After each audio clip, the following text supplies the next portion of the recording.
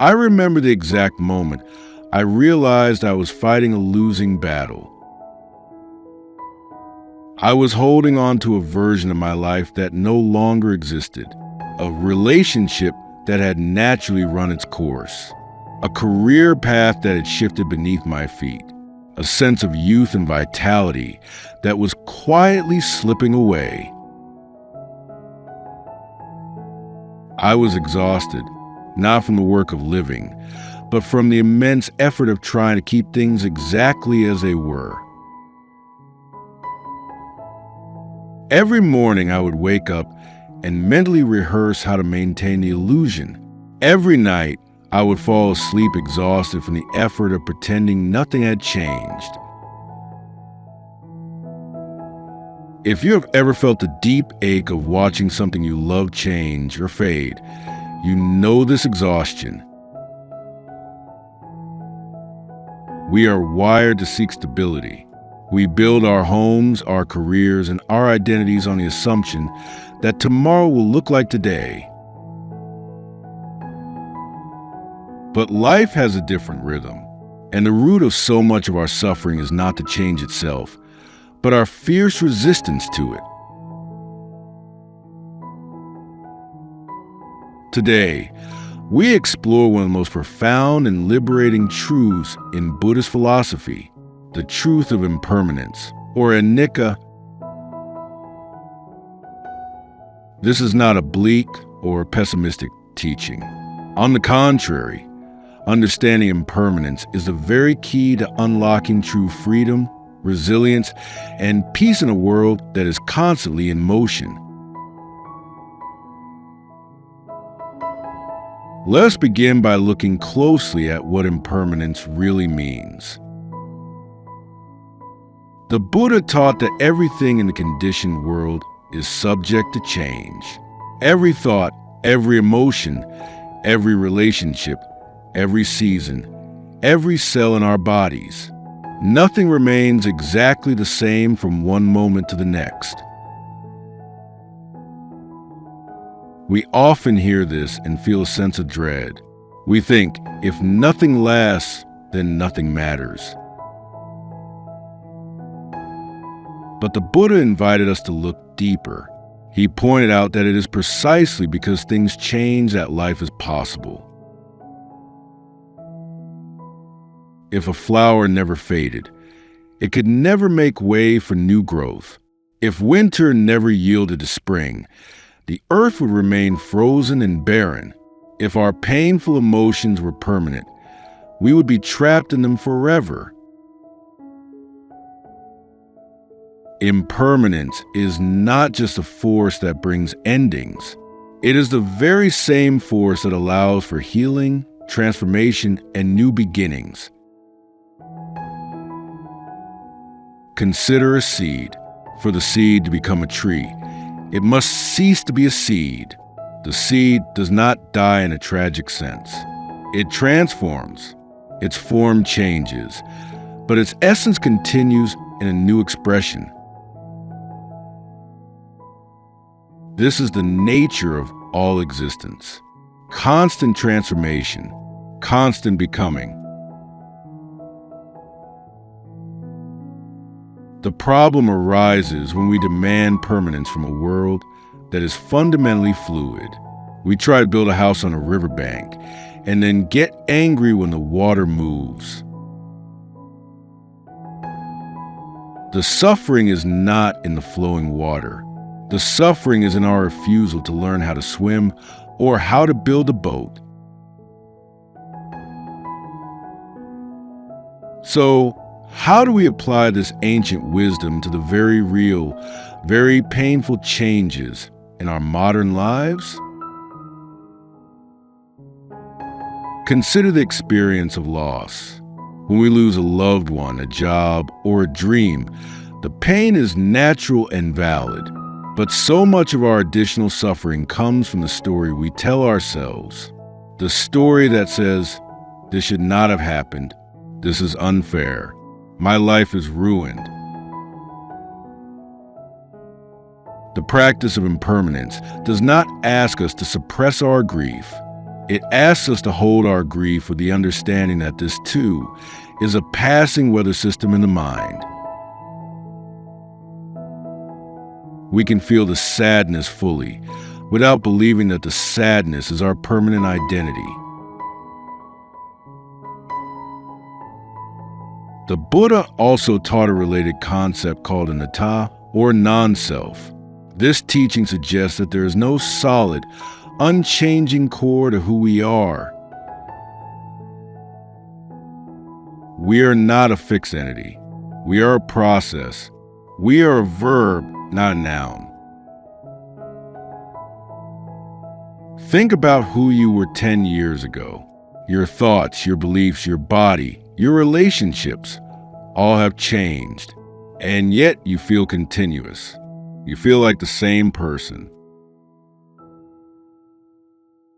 This is because identity itself is impermanent. It is a flowing river of experiences, memories, and patterns, not a solid rock.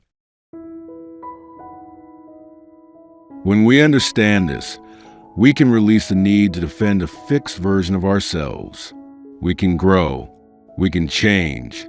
We can become. Here are 3 practical ways to cultivate a healthy relationship with impermanence. The first practice is called noticing the micro changes. We often only notice impermanence when it is dramatic, like a breakup or a job loss. But change is happening right now, in this very moment. Try this. Bring your attention to your breath. Notice the inhalation. It arises, it peaks, and it passes away. Then the exhalation arises, peaks, and passes away. Notice the sounds in the room. They appear and disappear. Notice the shift in your emotions. A moment of irritation fades into a moment of calm. By training our attention on the micro changes, we build a mental muscle. We begin to trust the rhythm of arising and passing. We realize that we are not the thoughts or the feelings. We are the spacious awareness that watches them come and go.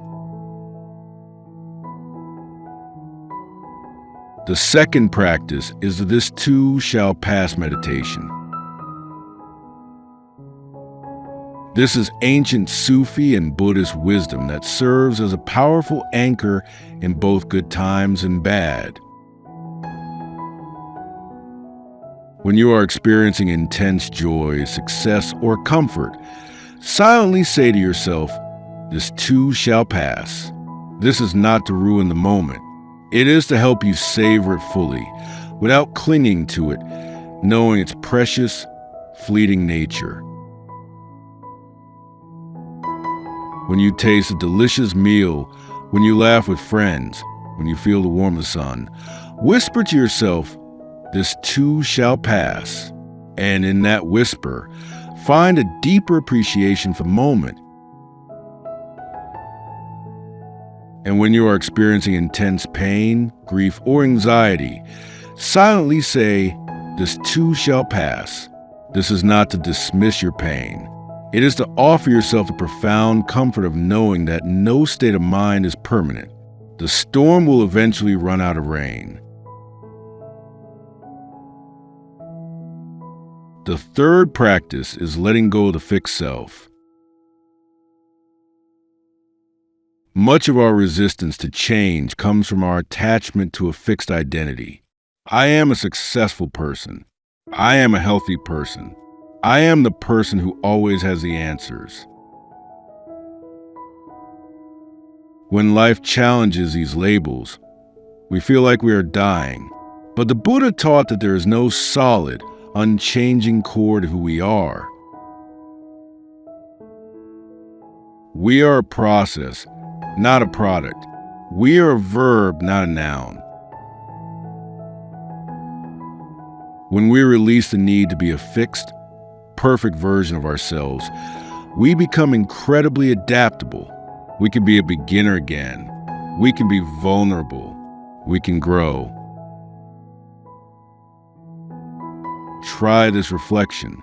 Think of a label you hold tightly. Now imagine releasing it. Notice what arises. Is there fear? Is there freedom? Both are natural responses.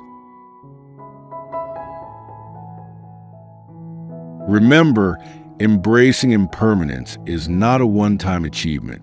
It is a daily, moment-to-moment practice of softening our grip. There will be days when you hold on tightly, when you cry out against the changing seasons of your life. That is perfectly human.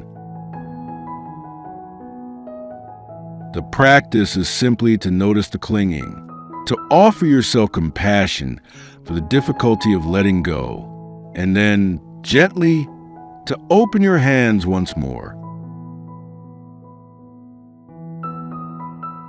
Every ending is a space made for a new beginning.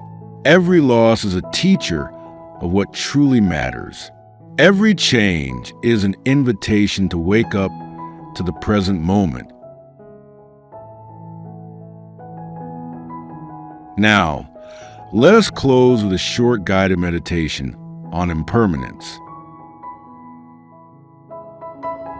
Find a comfortable position. You may close your eyes or soften your gaze. Take a deep breath in, and as you exhale, let your body settle. Bring your attention to your breath. Notice the inhalation arising. Notice it reaching its peak. Notice it passing away.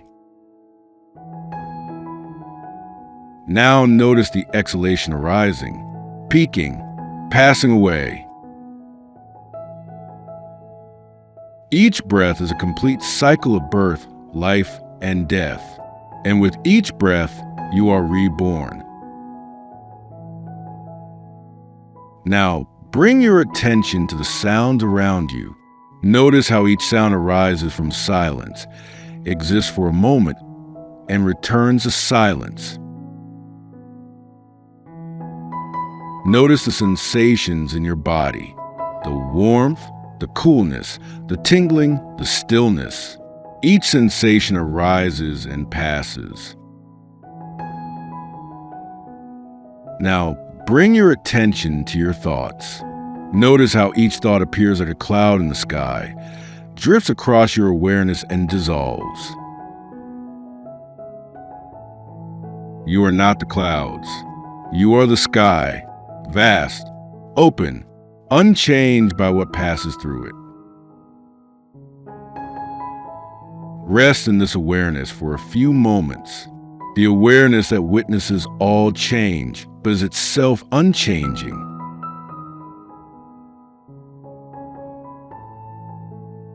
Now, gently bring your attention back to the room. Take a deep breath in, and as you exhale, carry this wisdom with you.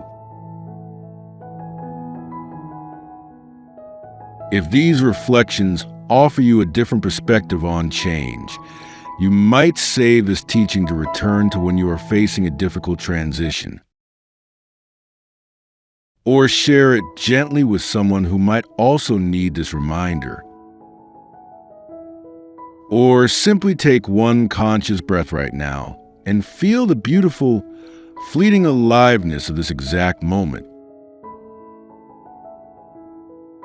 And remember, you do not have to control the river to find peace. You only need to learn how to flow with it. Thank you for spending this time exploring the liberating truth of impermanence.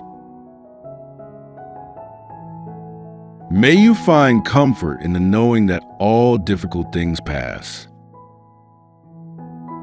May you find joy in the fleeting beauty of this present moment. May you move through the changes of life with grace, courage, and an open heart. Until we meet again in the next sharing, may you be at peace with the changing seasons of your life.